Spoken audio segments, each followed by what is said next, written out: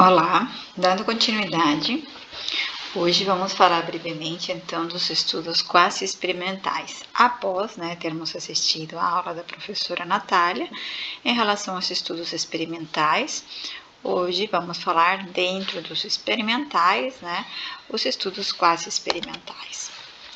Então, gente, sempre é bom lembrar, que para todo tipo de estudo que a gente for delinear, a gente precisa ter de uma pergunta de pesquisa bem definida, porque é a partir dela que a gente vai conseguir delinear alguns outros aspectos da pesquisa.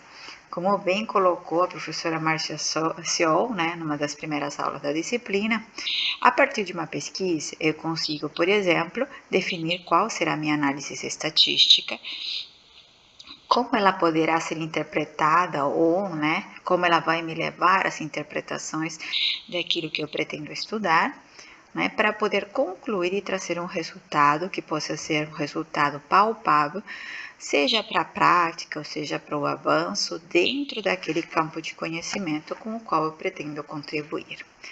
Então, quando a gente faz uma pergunta bem definida, a gente, além de poder estar definindo de uma forma adequada uma análise estatística apropriada, também podemos estar definindo o quê? As medidas que precisamos utilizar para obter aqueles dados que permitam que eu possa levar, executar essas análises estatísticas pretendidas.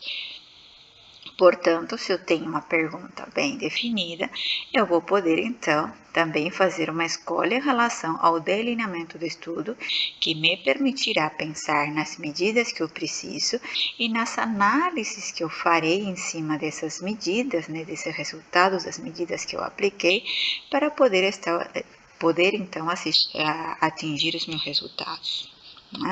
Então, sempre que eu tiver uma pergunta de pesquisa bem definida, automaticamente eu poderia ter dois passos importantes, ou avançar, e definir dois passos importantes, que são as minhas medidas, que são os instrumentos pelos quais eu vou levantar, coletar meus dados, fazer as medidas necessárias em relação à intervenção que eu quero estudar e, ao mesmo tempo, então, pensar qual que é o delineamento do estudo que eu preciso. No caso, se eu tenho uma pergunta bem definida, se eu conheço sobre o campo onde essa pesquisa poderá ser executada, eu poderia definir se eu preciso, por exemplo, pensar em um delineamento experimental randomizado ou não randomizado, que seria, no caso, nesse momento, falando dos estudos quase experimentais. Então, muitas vezes a gente, só nessa lâmina aqui, nessa exposição desse fluxograma, a gente pode parar para fazer várias análises e reflexões, pensando em por que, e para que eu quero, determinar um delineamento. Então, se eu faço escolhas de medidas, elas poderão me permitir que, a partir de uma análise correta, eu possa fazer também interpretações corretas. Se eu faço isso de forma errônea, ela pode me levar a fazer interpretações errôneas, com conclusões errôneas, que me levarão a resultados que não poderão ser aplicados, ok?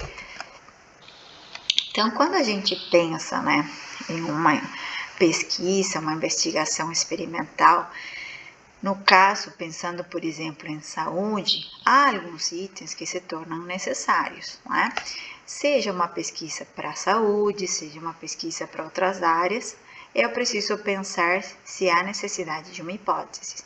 Falando de um estudo experimental, um estudo quase experimental, preciso sim definir qual será a minha hipótese de estudo. Ou seja, eu pretendo falar para o público, alvo, para os leitores, para quem for consumir o resultado da minha pesquisa, que eu vou falar de uma causa, de uma consequência.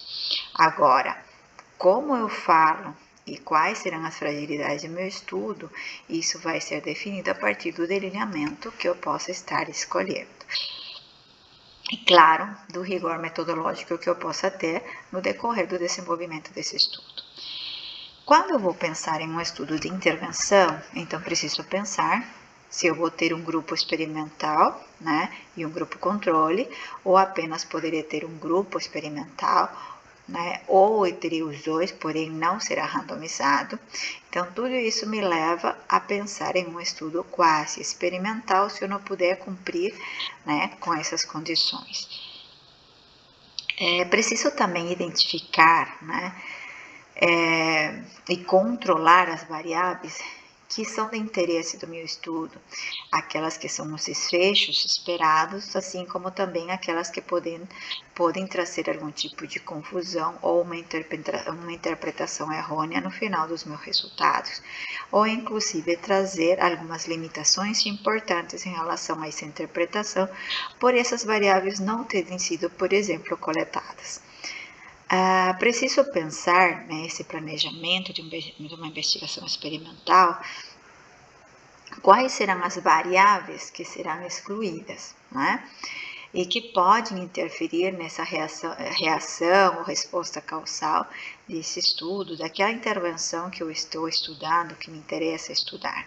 Né? Vamos pensar assim, se eu tivesse interesse em estudar a resposta da cicatriz hipertrófica frente à compressão, à pressão constante, por exemplo, de uma malha compressiva, né? Eu posso ter algumas coisas que interferem, por exemplo, se a pessoa faz hidratação ou não dessa cicatriz, se a pessoa toma banhos frequentemente e torna essa pele mais seca porque não hidrata e usa, por exemplo, um sabonete com maior quantidade de produtos que, no lugar de promover a hidratação, promovem o ressecamento. Eu posso ter o uso inadequado dessa malha compressiva, enquanto uns usam as 24 horas do dia, o outro pode utilizar só quando dorme, quando está em casa, quando ninguém vê. Então, tem algumas coisas que eu preciso, né, ter controle, né, do que eu quero estudar, como vou estudar e se é possível controlar todas aquelas variáveis que podem interferir nas minhas respostas, né, finais. Preciso testar, no caso, né, fazer um teste piloto. Então, muitas vezes, quando a gente faz a proposta de um estudo de intervenção, a gente esquece que prévio a já fazer, né, a execução da minha intervenção, existe um passo importante, que é o teste piloto. Então, seja um estudo experimental randomizado ou não randomizado, ou seja, experimental e não quase experimental, é preciso pensar que essa etapa do teste piloto ele é importante, por quê?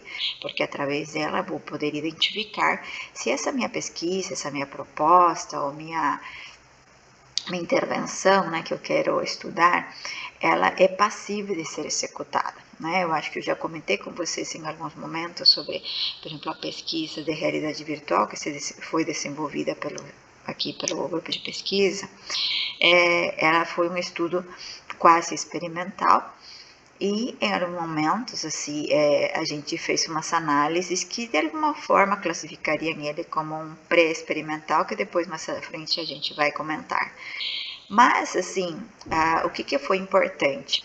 Ao fazermos os testes piloto, a gente identificou que não seria possível realizar um estudo, né, um ensaio clínico randomizado, porque pelo ambiente físico, que não era possível, no qual mais de 2 crianças, entre 3 a 2 crianças que participavam do estudo estavam no mesmo espaço, na mesma enfermaria, portanto, isso já traria uma influência entre quem está e quem não está no estudo, ou mesmo estando os dois ou não estando os dois, né, mas ele já traria uma influência.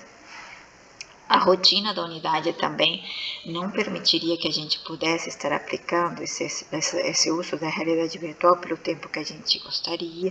Então, tem várias coisas que a gente precisa planejar.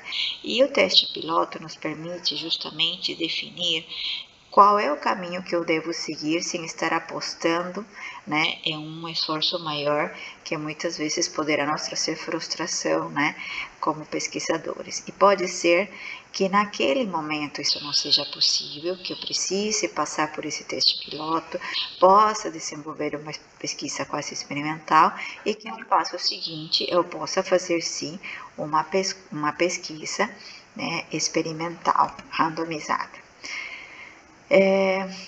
eu preciso, né, saber quais serão essas medidas pós-teste, que significa o quê? Então, saber como que eu vou fazer essas medidas que vão determinar se aquela minha intervenção ela é válida ou não. Né? Então, eu preciso pensar se essas medidas são adequadas. Se eu estiver, por exemplo, com crianças, como foi aquele estudo que eu estava comentando da realidade virtual, eu não posso chegar simplesmente a aplicar uma escala visual analógica para avaliar dor. Eu preciso saber qual é o grau de escolaridade, a compreensão que essas crianças têm, a faixa etária e utilizar uma escala que eles possam interpretar. No caso, a gente utiliza a escala numérica combinada com a escala de faces. Por quê? Porque tínhamos algumas crianças de 7 anos que muitas vezes elas mais do que se associar com uma escala visual analógica, elas se associam a números ou a faces, né? Então essa foi a forma em que a gente teve de poder estar escolhendo algumas ferramentas, né, de medidas que poderiam nos ajudar. A comparação entre grupos, então eu preciso saber se isso é possível, porque pode não ser possível, então eu definitivamente logo estou iniciando numa proposta quase experimental na qual eu não terei um grupo de comparação, mas a própria pessoa será a sua comparação. Isto é, eu farei medidas antes da intervenção, farei a intervenção e depois da intervenção volto a fazer uma medida por vários momentos, ou seja, eu vou comparar como ele vai evoluindo ao longo do tempo, tá? Em relação à generalização, a partir dessas conclusões alcançadas pelo estudo, a gente precisa pensar que nem todo estudo, mesmo que randomizado, ele pode ser generalizado. Às vezes ele captura, né, características tão particulares desse grupo que foi estudado, que eu preciso, né, verificar se isso é verdadeiramente generalizado. Mas todos eles nos trazem contribuições em relação ao que pode se vir a acontecer com outra população com características semelhantes, com os devidos cuidados, né, na hora da interpretação e da aplicação. Então, quando eu trato de um estudo quase experimental, as principais, né, colocações, objeções que são colocadas é que eu não tenho uma medida de comparação com outro grupo, porque normalmente eles não têm um grupo de comparação. É a pessoa com a pessoa mesma. Então, a medida antes e depois comparada após a intervenção. Então, essa é a maior crítica que se coloca e que, né, de uma forma ou de outra, limita muito o fato de podermos dizer que esse resultado obtido a partir da minha intervenção verdadeiramente pode ser generalizado, ou se essa melhora, por exemplo, que o paciente teve, verdadeiramente se deve à intervenção que eu desenvolvi ou porque foi ao acaso, tá? Então, se eu não consigo fazer todas essas condições, né, como eu fui falando com vocês, eu preciso pensar, a minha intervenção, então a minha experiência científica não é válida? Eu não preciso fazer estudo? Não. Se eu não posso fazer um estudo randomizado, eu posso fazer um estudo quase experimental, que ele também é relevante em relação às contribuições que ele traz, porém sempre terá, né, assim como todas as pesquisas, terão sempre as suas limitações, as quais devem ser consideradas, certo? Então, assim, em termos de, digamos assim, quando a gente vai pensar, né, em estudos quase experimentais, né, se a gente se remonta à história, esse termo ele foi conhecido pela primeira vez, né, foi identificado pela primeira vez com uma publicação de um livro que, apesar de ele ser curto, pequeno, bem objetivo, ele foi bastante relevante, escrito por Campbell e Stanley. E o que eles trazem, né, em relação ao conceito de estudo quase experimental? Eles dizem que os quase experimentos são delineamentos de pesquisa que não têm com distribuição aleatória dos sujeitos pelos tratamentos. Eles são, né, pessoas que vão sendo incluídas no estudo conforme eles apresentam os critérios de inclusão, né, e não tem um grupo controle. Alguns poderão ter, só que eles não têm a randomização, ok? Ao invés disso, então, a comparação entre as condições de tratamento e o não tratamento deve ser sempre, né, feita com grupos não equivalentes ou com os mesmos sujeitos antes do tratamento. que é o que eu estava comentando com vocês. Eu faço a medida antes, faço a intervenção, faço uma medida depois desse paciente, aí faço novamente esse ciclo por várias vezes, dependendo do objetivo do estudo. Ou eu posso pegar um grupo não equivalente, né, que não seja exatamente da amostra que eu quero, porque ele não vai ser randomizado, e eu posso estar comparando, porém eles têm que ter aproximações ou alguns aspectos que, né, tornem eles semelhantes ao comparativo, né, passíveis de serem comparados. Se a distribuição aleatória dessas pessoas ou desses grupos, né, para condições experimentais não for possível, então se perde sim a capacidade de eu controlar o que ocorre e com quem que ocorre. Então, assim, eu estou fazendo intervenção com uma pessoa, mas eu não tenho garantia de que essa intervenção verdadeiramente está causando aquele efeito que eu quero, ou que eu estou vendo, se é só por essa intervenção ou existem outros fatores que estão interferindo também. Então, há uma perda, assim, da capacidade desse controle, tá? E quando se perde essa capacidade de controle, também eu posso pensar que quando eu observo, né, o que está ocorrendo a partir dessa intervenção, eu posso ter essa alteração, saber assim, está ocorrendo, mas se verdadeiramente por aquela intervenção, e quando ocorre essa resposta, será que é quando eu esperava mesmo, né? Será que no tempo certo eu fiz a intervenção agora, estou tendo essa resposta agora, ou ela está ocorrendo em um momento que eu não esperava, né? E quando eu faço intervenção, de repente eu faço e eu espero uma resposta melhor em um paciente, não era bem assim porque eu esperava com o outro, né? Então são coisas que a gente precisa sempre estar atento quando estamos tratando, principalmente então, de um estudo quase experimental. Quando tenho estudos quase experimentais, há características ou dentro da estrutura que a gente precisa seguir, né? Então, aqui eu trago um exemplo de um estudo. Eles fizeram uma pesquisa quase experimental em enfermagem sobre dor em pacientes em coma, né? Saber o quanto que eles sentiam dor, né, durante intervenções realizadas por enfermeiros, principalmente quando eles se encontravam durante o banho no leito. Tá? Para tanto, eles tiveram uma participação de 19 pacientes. Então, o que é importante aqui? Se eu estou colocando que eu quero saber quem estudar determinado grupo de pacientes, então eu não posso esquecer que há algumas regras em relação à apresentação. Para eu poder concluir, digamos assim, que a minha intervenção ela é efetiva, digamos assim, que ela traz o resultado que eu quero, eu preciso também trazer o máximo de informações dessa população ou desse público, dessa amostra, que seria nosso público-alvo, para saber se não há outras informações que diferenciem eles, que atrapalhem, digamos assim, né, na minha intervenção, e eu possa ter respostas que não necessariamente retratam, né, a realidade ou a resposta da minha intervenção. Então,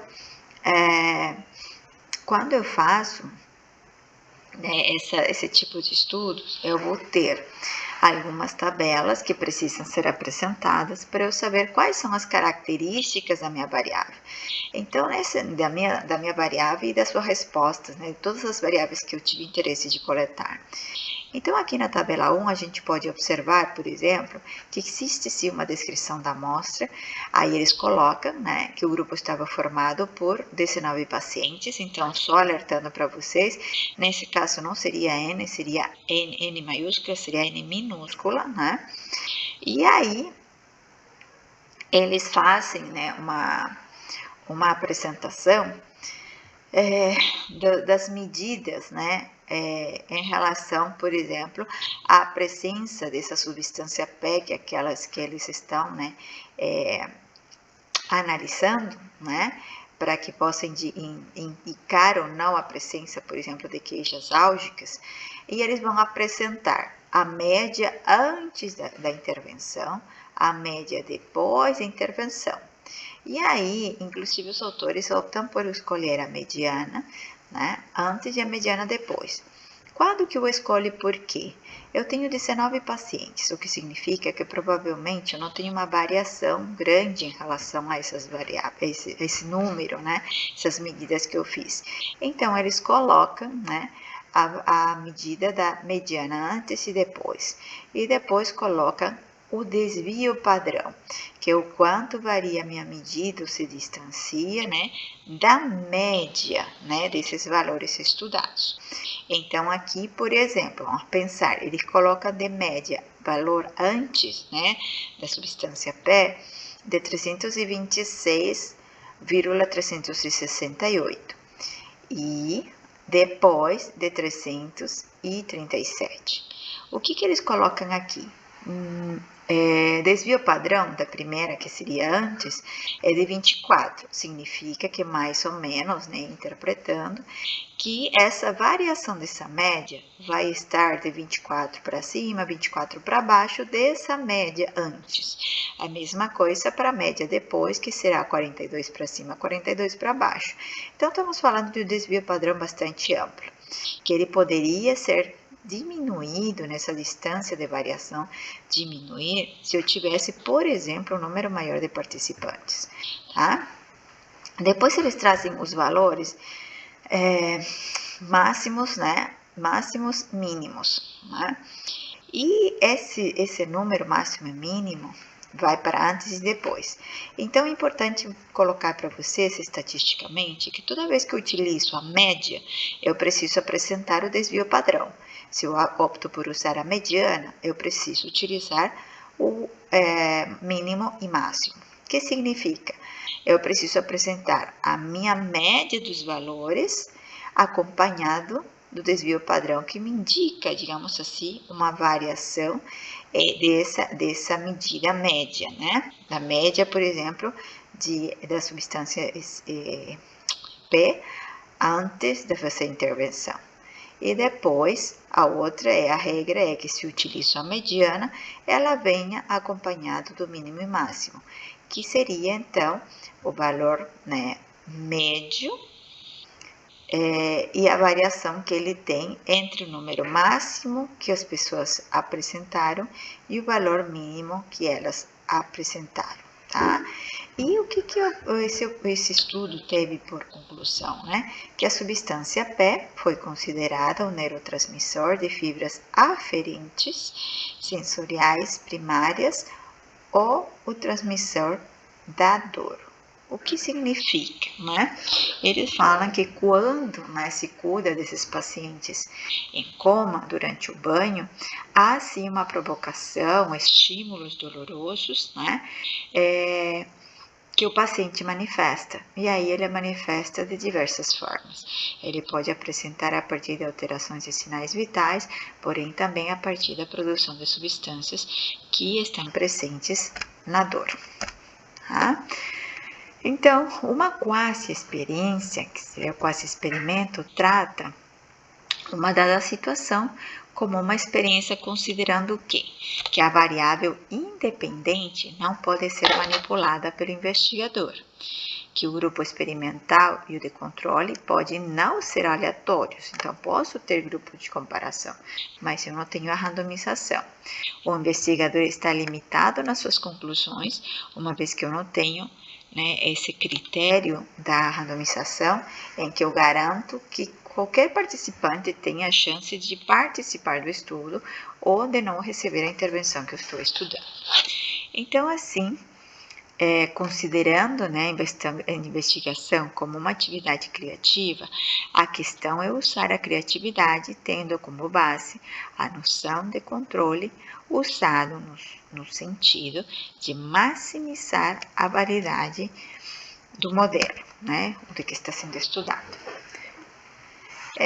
E assim, quais são os tipos de modelos, né, quase experimentais que a gente tem? O modelo quasi-experimental, na verdade, assim, de forma geral, né, nesse grupo podemos ter, né, um grupo controle equivalente, por exemplo, porém não ter a randomização. Então, eu vou ter, né, que os grupos podem não ser equivalentes, Isso é, não são equiparados pela randomização, por exemplo, tá? E ele pode sim ter dois grupos, né? Que podemos considerar o experimental e o controle, porém o controle não necessariamente vai ser ter as mesmas chances de escolha, os mesmos critérios, então ele não é randomizado. E a escolha, então, não é aleatória, tá? O modelo quase experimental é o que se assemelha ao modelo experimental, como a gente viu na aula da professora Natália. Mas o que falta? Falta um ingrediente. E o principal ingrediente que normalmente falta é a aleatorização da participação dessas pessoas no estudo. Então, o modelo quase experimental faz sentido para lidar com a pesquisa de campo quando não é possível ou prático, né, ou ético, inclusive, definir aleatoriamente as pessoas que podem estar formando do grupo experimental ou do controle, como aquele exemplo que eu coloquei para vocês das crianças, né, que se encontravam no mesmo ambiente e que, se um estava dentro do estudo e o outro não estivesse, eticamente seria complicado não oferecer um cuidado, uma distração para o outro que também está precisando e ele está observando o que está sendo feito, ok? Dentro dos estudos quase experimento, a gente tem 3 opções, digamos assim, a forma de desenvolver, que seria os estudos de série temporal descontínua ou interrompidos, amostras temporais equivalentes e série temporal múltipla. Então, quando a gente fala de delineamento de série temporal descontínua, estamos falando de delineamentos que são, digamos assim, a extensão do delineamento pré-experimental ou pré-post-teste com um grupo. O que significa isso? Né?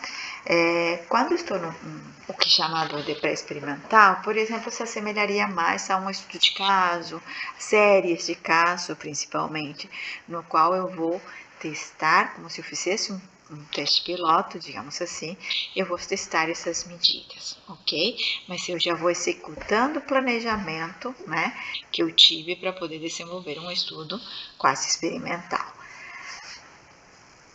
No caso dos delineamentos quase experimentais, a longa sequência, né, de testes, ou seja, eu aplico antes, depois, né, fornece informações que permitem descartar várias ameaças à interpretação do efeito de interesse do estudo.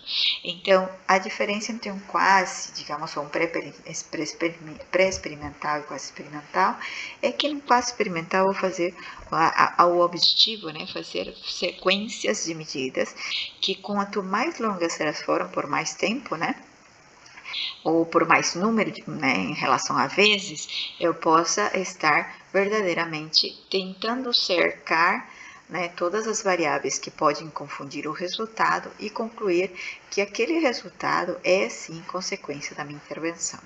Então, o modelo, como seguem essas setinhas aqui, né, eu sempre vou ter uma medida zero, que é a medida de base, né, eu vou fazer a intervenção e depois eu vou ter uma medida, né?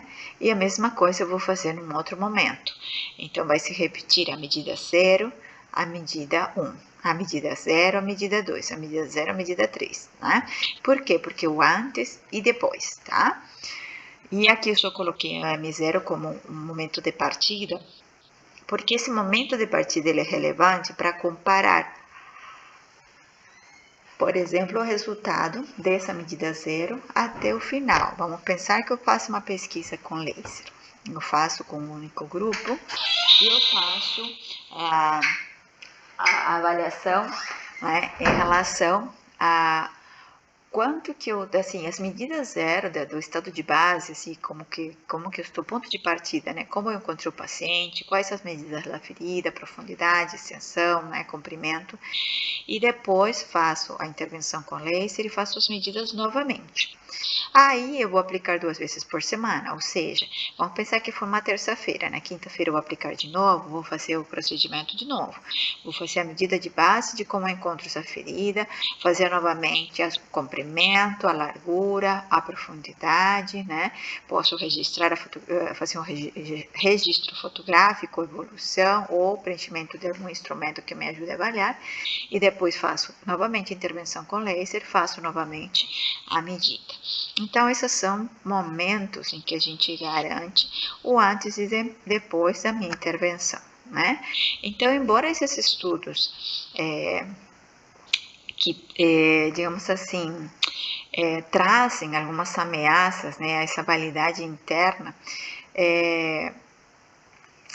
eles possam parecer às vezes assim, não tem grupo de comparação, então não tenho como afirmar que o resultado é esse. Não, uma das coisas que a gente precisa pensar é que eles têm que ter uma longa sequência de medidas, justamente para eu poder evitar que existam essas confusões ou minimizar, né, essas confusões ou aqueles efeitos ao acaso. Então, assim, permite descartar, quando eu faço longos períodos, sequências de medidas, permite destacar várias ameaças, né, principalmente o efeito em relação ao teste, né. Se há uma diferença marcante entre os dois momentos de medida, ou seja, o momento 0 e o momento 1, por exemplo, ou o momento 0 e o momento 2, aqui, né, representado como sujeito X, sujeito Y, eu posso fazer entre medidas ou entre os pacientes, né? As medidas anteriores e posteriores poderão nos fornecer informações sobre o efeito e sobre a intervenção.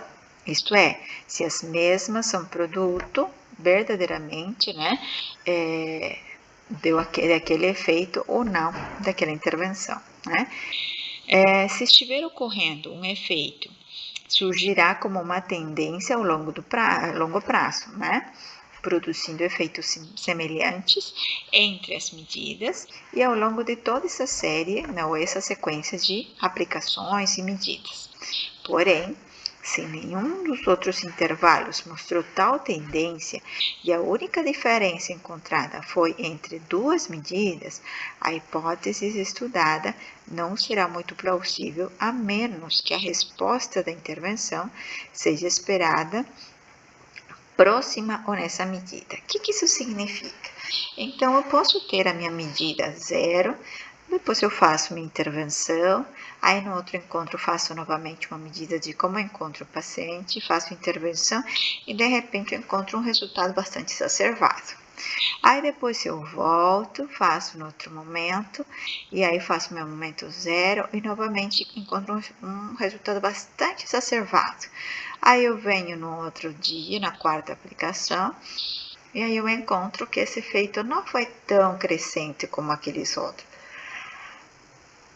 que ele voltou ao parâmetro, né, esperado. Então eu preciso pensar, né, o que pode ter acontecido. Ou é uma coisa esperada, ou é algum evento que não era esperado e que eu preciso saber qual que é o motivo. Então, a indagação em relação às pessoas que estão sendo estudadas é importante. Então, deslizamentos de série temporal permitem examinar a tendência desses dados, né? Antes do tratamento, pode ser também no momento do tratamento e após o tratamento. Assim como a gente colocou, por exemplo, o estudo da realidade virtual, o que a gente fazia? A gente avaliava dor antes da abertura do curativo e depois a gente avaliava durante, né, a aplicação da realidade virtual e após 5 minutos retirada da realidade virtual, tá? Então, eu posso ter medidas antes, durante e após, tá? Como resposta, podem ser observados, então, resultados com efeitos claros para o tratamento, ou seja, eu posso, se eu pensasse, por exemplo, numa pesquisa de laser, que eu dei o exemplo, posso esperar resultados, né, esperados em relação ao processo contínuo de cicatrização, contração da ferida, diminuição da área, tanto do comprimento quanto da largura e da profundidade. Eu posso ter respostas a efeitos ambíguos, por quê? Porque eles aplicam o laser, de repente não acontece nada, e lá para 3, 4 dias apresenta um pico, né, de aumento na cicatrização, e depois, o dia que eu aplico, não acontece nada, e por aí vai, tá? E por último, podemos ter a terceira, quando a gente vê alguns, digamos, efeitos, né, que não estão claros se houve efeito ou não em relação ao tratamento. Então, essa primeira figura, ela nos apresenta os resultados com efeitos claros ao tratamento. Então, se aplico, né, a intervenção no dia 4, por exemplo, eu progressivamente, né, posso observar um aumento do processo de cicatrização, pensando nesse exemplo, né? E ele vai até que um momento estabiliza o processo inflamatório e ele vai, sim, continuando a cicatrizar, só que de uma forma mais linear, com menos diferenças, mas será o esperado, por exemplo, para o tratamento. Eu posso ter uma resposta de efeito ambíguo, porque eu posso ter aplicado o laser dia 4, só que não teve muita diferença lá perto do dia 5, né? Vamos pensar que fosse isso, né? Ou no dia 5 da aplicação, que significa assim, eu tenho uma terça-feira, vamos pensar que é a quarta aplicação, não vi diferença na quarta-feira, e na quinta que eu vou aplicar, também não vi diferença, tudo igual, e de repente eu começo a ter um aumento no processo de cicatrização. É ambíguo por quê? Porque apliquei 2 vezes o laser, então eu preciso explicar, será que ele aumentou porque verdadeiramente só ele vai aumentar na segunda aplicação? Ou porque alguma coisa nesse paciente ou nesse grupo de pacientes pode estar acontecendo e que eu não consigo, né, estar atendendo, digamos assim, respondendo de forma clara o que pode ter acontecido. E temos os resultados, o resultado claro em que não houve efeitos do tratamento, tá? Então, quando há um aumento progressivo desde o começo, por exemplo, em relação ao processo de cicatrização, e não muda nada se eu aplico ou não aplico o laser, ok? Depois temos o delineamento de amostras temporais equivalentes. O que significa isso? Então, pode ser visto, né, nesse caso, esses modelos de estudo, de uma forma de experimento de série temporal, porém com a introdução repetida das variáveis, né, de experimento. Enquanto pode ser visto como uma extensão do experimento de série temporal, e aí a gente pode, digamos assim, pensar que a forma de análise, né, estatística, ela vai retratar a um experimento de 2 grupos. Por quê? Porque ele vai comparar o momento que eu aplico um tratamento e o momento que eu aplico o outro, né? Sendo empregada, então, a significância entre a diferença do momento que eu apliquei um tratamento e do outro tratamento. Esse experimento é melhor avaliado quando eu preciso, né, tenho, digamos assim, algumas intervenções cujos efeitos são transitórios. Então, eu não posso, por exemplo, ter esse tipo de delineamento quando eu tenho um efeito residual ou um efeito mais prolongado em relação, por exemplo, vamos pensar analgésicos ou algum outro tipo de tratamento. Então, quando eu falei, por exemplo, da malha compressiva na cicatriz hipertrófica, eu poderia colocar assim, querer comparar a aplicação da malha compressiva, né, o resultado dela numa cicatriz hipertrófica, mas ao mesmo tempo eu posso pensar que também a aplicação de uma placa de silicone em cima da ferida, só com enfaixamento, né, com atadura, também pode resolver e ajudar no processo de digamos, deixar a cicatriz mais plana, né, menos exacerbada com essa compressão. Então, eu posso colocar na medida 0, avaliar como está essa cicatriz hipertrófica, aplicar por uma semana a malha compressiva, aí novamente faço uma medida na retirada, aí eu vou passar a aplicar a placa, né, de silicone na ferida, já não a malha compressiva, apenas a placa de silicone, né, fixa a partir de uma atadura. Aí, num outro momento, faço então a retirada, depois 5 dias, né, faço a retirada, novamente faço a medida, né, de como se encontra essa área.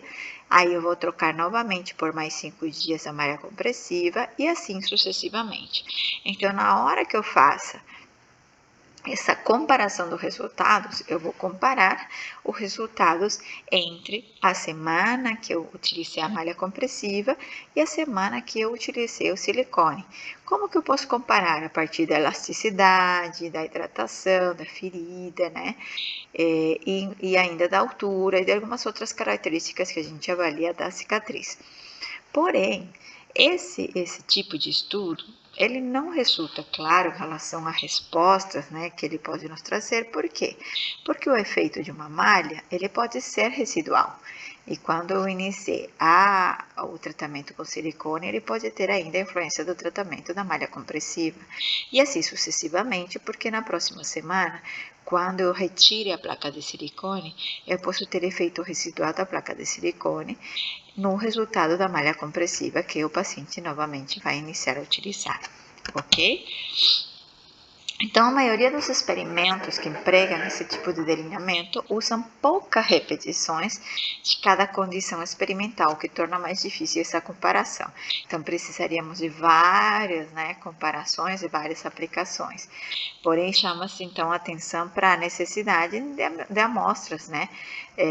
Pode ser casuais, né? Porém com períodos de acompanhamento longo, que sejam representativos e que sejam equivalentes no sentido de eu poderia estar fazendo essa comparação, ok? E por último, temos o delineamento de série temporal múltipla, né? Nesse caso, pode ser visto como uma forma de experimento de série temporal, porém com a introdução repetida de variáveis experimentais.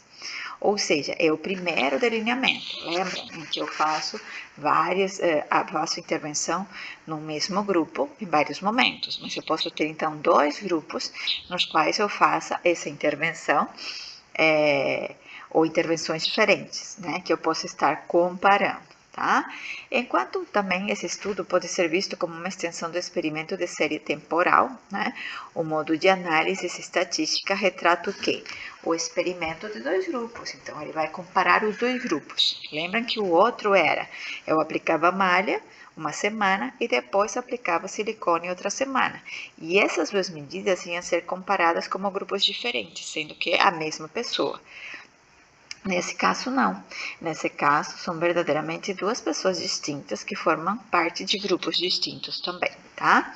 O experimento é melhor avaliado nesse tipo de estudo quando o efeito da variável experimental é conhecida, né? Como sendo de caráter transitório e reversível também. Então, é como se eu fizesse um estudo randomizado, vamos pensar assim, e no qual eu posso sim ter a intervenção, vamos pensar que fosse um analgésico, eu sempre vou aplicar o analgésico de pirona, né, que vai ser o padrão ouro da minha unidade, e no outro eu posso fazer a aplicação do uso do analgésico ou do protocolo, digamos, de dor, que pretende ter melhores resultados do que atualmente utilizado na unidade, né, em que está se estudando ou fazendo a coleta de dados. E depois ele pode ser comparado, ok? Então, o objetivo, né, dessas pesquisas podem ser diversos, né? Eu trouxe aqui um exemplo de um estudo que fala sobre a alteração de serotonina e dopamina de homens e mulheres expostos a um filme, aquele filme que é bastante conhecido, né, chamado de Diário de uma Paixão. Então, nesse tipo de estudos, eu posso fazer a comparação de 2 grupos. E eu posso, por exemplo, assim, de uma forma, digamos, espontânea, né, ir lá e entrevistar as pessoas no cinema. Só que eu não tenho controle de quem escolhe ou não escolhe. Então, posso pensar que na linha de baixo são todas as pessoas que optaram por assistir o filme no cinema, aquele filme, Diário de uma Paixão, e escolheram por livre e espontânea vontade. E aí eu posso fazer umas questões, né? Depois da escolha deles, que pode ser antes de assistir o filme, quando já sei que escolheram esse filme, e depois eu posso fazer outras medidas ou perguntas depois de assistir o filme. E o outro grupo vai ser um grupo que eu também não tenho controle em relação a quem escolhe ou não escolhe, mas eles optaram por não assistir o filme de forma espontânea, e eu também posso fazer entrevistas para eles, né? Que me levem a pensar, por exemplo, qual é a diferença entre as pessoas que escolheram assistir o filme e as que não escolheram assistir o filme, e qual que é a reação que eles tiveram frente a esse filme, ok? Então, nesse tipo de estudo, não há um controle do tipo do filme, né, que o grupo paralelo optou por assistir, né? Então, assim, eu vou comparar, mas ele não é um grupo comparativo conforme eu utilizo um randomizado. É um grupo paralelo para poder estar fazendo, né, essa comparação em relação às análises. Não há controle da história, o que significa que, assim, eu não sei quem são essas pessoas, eles aparecem voluntariamente, não sei que tipo de saúde eles têm, né, condições de saúde, o que levou eles ao cinema ou não, então eu não conheço nada dessas informações. E não há controle de ambiente. Ou seja, não sei se a sala, por exemplo, do filme no qual estão assistindo o Diário de uma Paixão é mais confortável, né? A luz é melhor, a tela do cinema é melhor, recebem alguns brindes, né? Enfim, enquanto que a outra sala não é. Isso eu não posso controlar, né?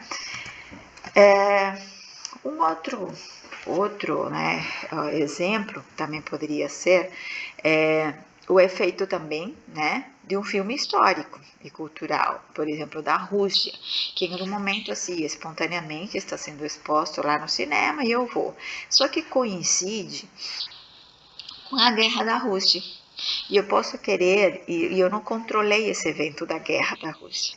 E simplesmente quero saber, né, se assistir ao filme, né, pode estimular ou não a compra de pacotes turísticos, por exemplo, das pessoas, né, de Florianópolis para ir para a Rússia. Mas aí eu não controlei que justo começou, né, a guerra ou algum evento, né, que pudesse trazer um temor das pessoas viajarem para a Rússia.